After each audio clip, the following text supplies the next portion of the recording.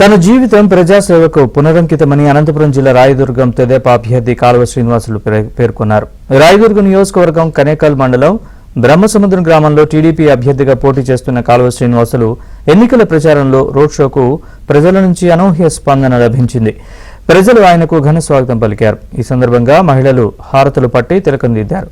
రాయదుర్గం అభివృద్ధికి తన విజయం చరిత్రాత్మక అవసరమని కాలువ శ్రీనివాసులు అన్నారు.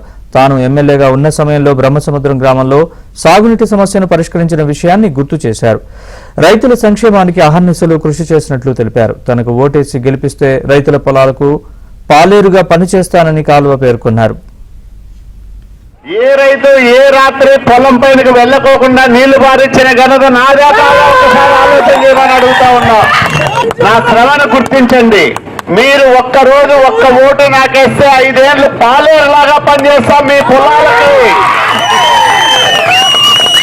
ఖచ్చితంగా మీకందరికీ మంచి జరిగే విధంగా నేను పని చేస్తానని మాట ఇస్తా ఉన్నా. ఎందుకంటే నాకు వేరే వ్యాపకాలు లేవు, వేరే పని పాట లేదు. నాకు ఉన్న పనుల్లో రైతులను ఆదుకోవడం, ప్రజలను ఆదుకోవడం, గ్రామాలను అభివృద్ధి చేయడం, చంద్రబాబు నాయుడు సార్ దగ్గర పోయి నిధులు తీసుకురావడం, ఇక్కడ ఖర్చు పెట్టడం, ఇదే నా పని. అంటే ప్రజాసేవ తప్ప వేరే వ్యాపకం తెలియని వ్యక్తిని నేను. బిట్టు గోవింద్ రెడ్డి లాగా నాకు 100 కోట్ల రూపాయల వ్యాపారాలు లేవు, 1 కోటి రూపాయల వ్యాపారం కూడా లేదు. ఏదో నా కొడుకున్నాడు, కోడలు డాక్టరు, ఆ అమ్మాయి ఉద్యోగం చేస్తుంది, కొడుకు ఏదో పెట్టుకున్నాడు, దాంట్లో 4 రూపాయలు డబ్బులు వస్తాయి, కుటుంబం గడవడానికి ఇబ్బంది లేదు.